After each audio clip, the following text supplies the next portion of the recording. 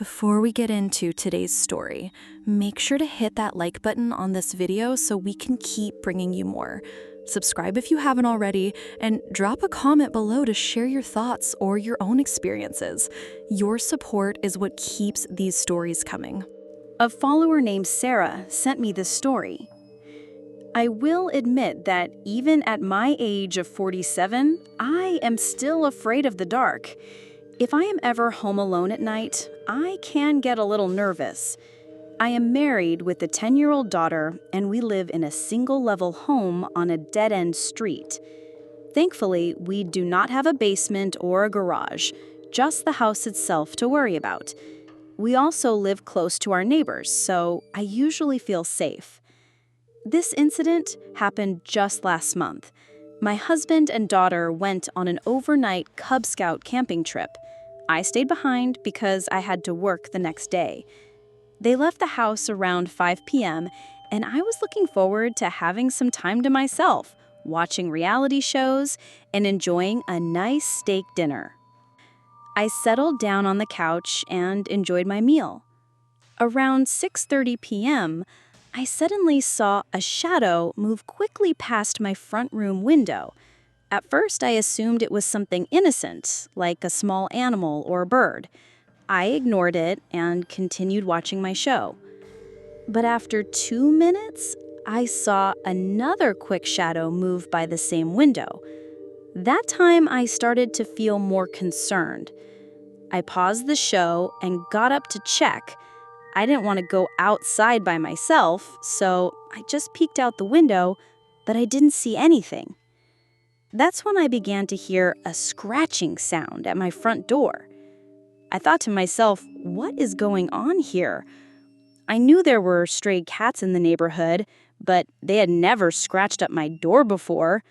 We also had raccoons, but they usually just ran around in the backyard. None of this made sense. I decided to check all the doors just to be safe. Thankfully, they were all locked. As I walked from the back of the house toward the front, I caught something out of the corner of my eye.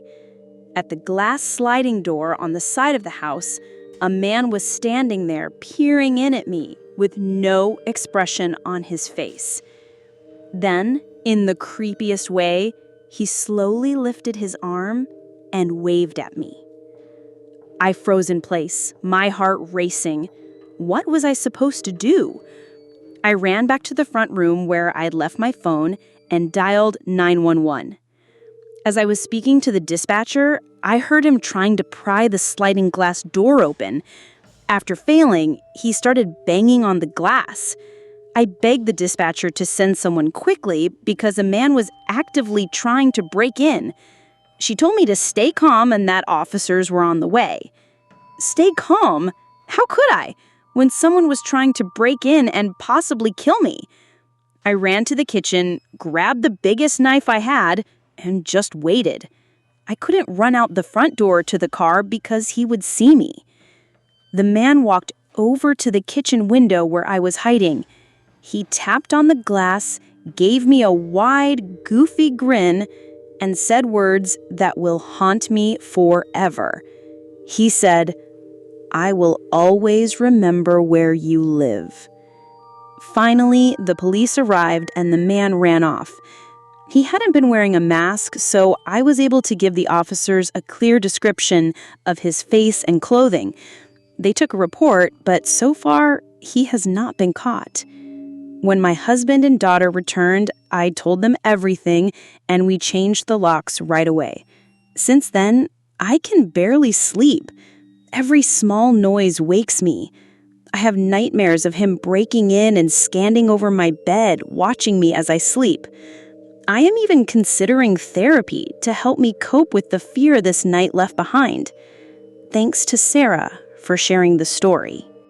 A follower named Emily sent me this story. This may not be your typical scary story. It happened years ago when I was working as a laundry aide and housekeeper in a nursing home at the age of 19. It still unnerves me whenever I think about it. The nursing home where I worked had many sickly patients, either extremely dependent elderly people or residents with dementia and Alzheimer's. Each room had 2 beds, so patients could share with a roommate or stay with their spouse. If the family had money, a patient could sometimes have a private room. Working there was unsettling enough. Between hearing the loud weeping at all hours and watching residents move around like empty shells, the atmosphere always weighed heavily on me. I knew it wasn't their fault, but being so young and inexperienced, I was easily unnerved. There was one woman in particular who always frightened me. She had a private room filled with her belongings, but I never saw anyone come to visit her. At first, I tried to make small talk while cleaning or delivering her clothes, but she would either ignore me or glare at me with pure hatred. Eventually, I stopped trying. One day, I went in to clean her room and heard her speaking in full sentences, carrying on what sounded like a real conversation, with pauses and everything. I had never experienced this from her before. When I stepped inside, she glanced at me just long enough to give me a friendly smile before looking back at the ceiling. I looked around the room, but no one else was there. I shrugged it off and went about my work. A few moments later, she began talking again. I couldn't understand what she was saying, so I turned politely and asked, thinking she was speaking to me, "Were you saying something to me, miss?" She abruptly stopped, stared at me with fury in her eyes, and didn't respond. I apologized and continued cleaning. Then she spoke again, and this time I understood her clearly. "Sorry about that, girl. No, I don't want you to kill her." I froze mid-wipe, chills running down my back. Surely I had misheard her. But then she continued, "If we kill her, the nurses will get upset and everyone will make a big fuss. I don't feel like dealing with that right now." Fear gripped me. I hurried through my work and got out of that room as quickly as I could. Hysterical, I told my supervisor what I heard and said I wanted to quit on the spot. She didn't believe me, thinking I was just trying to leave early. She told me to take a break instead. I did calm down, but from that day forward, I never spent more than a couple of minutes in that woman's room. Whenever I had to clean it, I worked quickly. And every single time, she would be talking to someone I couldn't see, talking about killing me. I never dared to interrupt her again. Thanks to Emily for sharing this story. A follower named Jason sent me this story. So, this happened last year when I was house sitting for my neighbor. He was in the hospital for a few days, recovering from surgery. I had been asked to stay in the house and keep an eye on his cats. The house was pretty small, but it sat on a wide open property right by the woods. There was a tiny swinging cat flap on the kitchen door where the cats could come and go as they pleased throughout the day. The flap led into a screened-in back porch, and the house only had one bedroom. I chose to sleep on the couch in the living room.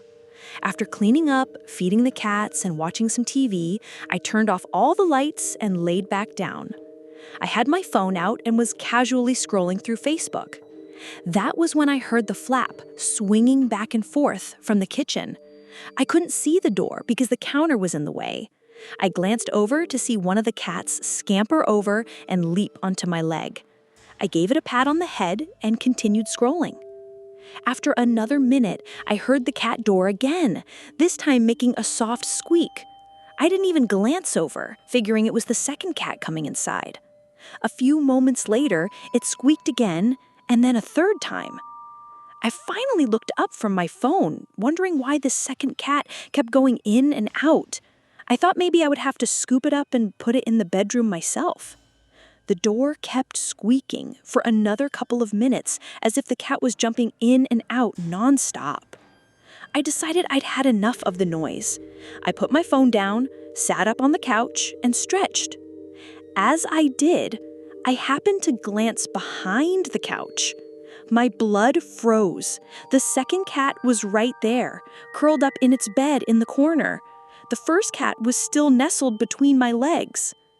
My confusion turned instantly to fear. Was there another animal on the back porch?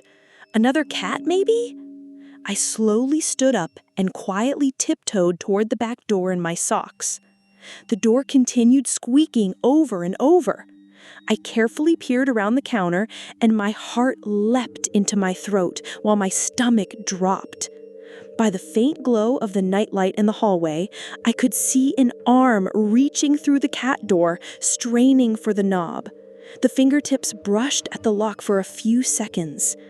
All I could do was stare in terror, frozen by the surreal reality of what I was seeing. It almost didn't feel real. Then the severity of the situation hit me. If this intruder got in, I wouldn't stand a chance. I grabbed a large two-pronged fork used for flipping steaks on the grill, and in one swift motion, I stabbed the arm right below the wrist as hard as I could. A thunderous scream of pain came from the other side of the door, and the arm immediately pulled back through the flap. The fork had impaled the intruder, catching itself on the door. A second scream followed as the arm wrenched violently outside. I heard the fork clatter on the ground, followed by footsteps sprinting across the back porch and out the screen door. I immediately turned on the outside lights and caught a glimpse of a figure running toward the woods. Instead of calling the cops right then, I scooped up both cats, stuffed them into the same carrier, grabbed my phone and shoes, and sprinted to my car parked in the garage. I drove a couple miles up the road to my own house, and once I was safely inside, I called the police. It took the cops half an hour to get there, and then another half hour of questioning before they went to check my neighbor's house. They told me there was no sign of forced entry on the screen door, and aside from the bloodstains, no trace of the intruder either. They put out an alert to local hospitals for a man with a stab wound on his right arm. The following morning, the police brought a dog out to follow the scent, but whoever that intruder was, he was never caught. I kept the cat safe at my place until my neighbor got out of the hospital. It still shakes me to my core, the thought that a stranger chose that isolated house and tried to break in. If I hadn't gotten off the couch when I did, this story might have ended very differently. Thanks to Jason for sharing this story. A follower named Melissa sent me this story. Our brand new water heater broke down from all the calcium in the water, so we rented a hotel room just so we could all take a shower. My husband and teenage daughters went first. While they were in there, I was already looking around the room for cameras. I had seen shows and read articles warning about hidden cameras in hotels, and it left me a little paranoid. My husband laughed at me, teasing me for being overly suspicious. I thought we were safe until it was my turn to shower. Standing inside the shower, I finally noticed something. At a certain angle, I could see what looked like a small device. It had a cover on the bottom, but there was an opening all the way around the edges in the middle. I looked up and realized it was a camera. I screamed and my husband came running. He showed me where it was. He climbed up, removed the bottom cover, and sure enough, a camera fell right out. It was wired into the light fixture pointed directly at the shower. My husband ripped it out and stormed straight to the office. The owner was there, and when my husband confronted him, he got angry and accused us of destroying his room. He even called the cops. But my husband is hot-headed when it comes to things like this. He grabbed the man by the collar and told him if he was going to jail, he was at least going to make it worth it. Then things took an even crazier turn. His wife came out demanding to know what was going on. I quickly told her what happened. Her face changed instantly. She told us to wait, went back into their room, and came out holding a knife. To our surprise, she started chasing her own husband around with it. When the police arrived, we explained everything. They searched the place and ended up taking the owner into custody. Later, we learned they found hundreds of recorded videos hidden away in a private nook inside his bedroom. They were building a case against him. So here's my warning. Always check your hotel room carefully before undressing or showering. You never know who might be watching. A follower named Jason sent me the story. There's a stretch of road on my college campus nicknamed Lights Out. The name isn't very original, but it's accurate. At night, the entire road is swallowed in darkness. Even though telephone poles lined the path behind the dorm buildings, no one ever bothered to install working lights. Most women I knew avoided going down there alone after dark. As a guy, I didn't think much of it. I was tall, into martial arts, and confident I could defend myself if I ever needed to.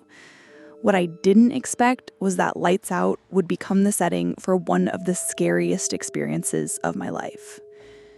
It was a typical Wednesday in the middle of a New England winter. The sun set early, around 3 in the afternoon, and my night classes didn't end until 9. That meant every evening I had to walk down Lights Out in complete darkness and bitter cold. My dorm was right at the far end of the road, so there was no avoiding it. The walk to class was fine. The sky was gray, but still gave off enough light to see by.